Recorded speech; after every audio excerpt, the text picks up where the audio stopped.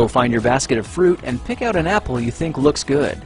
Now, using a sharp cutting knife, carefully cut the apple at a slight diagonal so that it slices right through the center of the apple core. While we're here, let's save 2 of the seeds because we'll be needing them later. Now that we've got our 2 halves, let's take the side that still has the bottom attached and place it face down on a cutting board. We'll need to place 2 butter knives perpendicular with the top and bottom of the apple.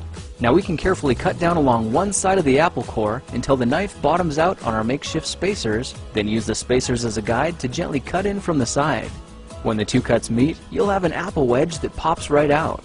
And while we're here, let's cut a piece from the other side the same way.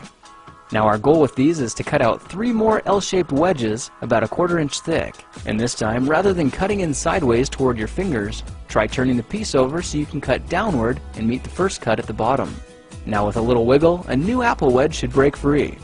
If you repeat the process 2 more times, then stagger the pieces back together, the effect is a beautifully layered wing. Now just cut the other piece the same way and your swan's body should look like this. To make a place for the head, all we need to do is carefully cut into the front of the body and gently lift the pieces out to reveal a clean and fairly deep groove. At this point we can go ahead and grab the other half of the apple and place it between the butter knives like before. But this time, we're just going to use them as spacers to cut an even slice off the bottom. You can see that repeating this process 3 or 4 times gives us a nice variety of shapes and sizes.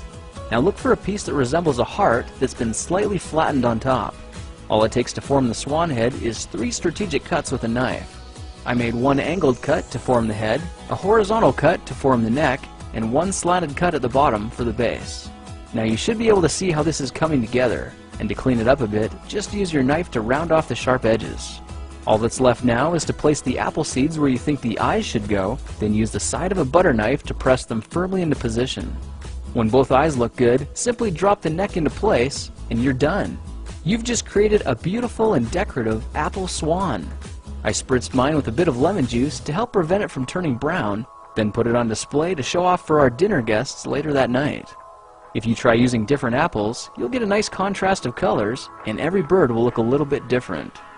Well, now you know how to take any ordinary apple and turn it into a decorative and edible apple swan. If you like this project, perhaps you'll like some of my others. Check them out at thekingofrandom.com.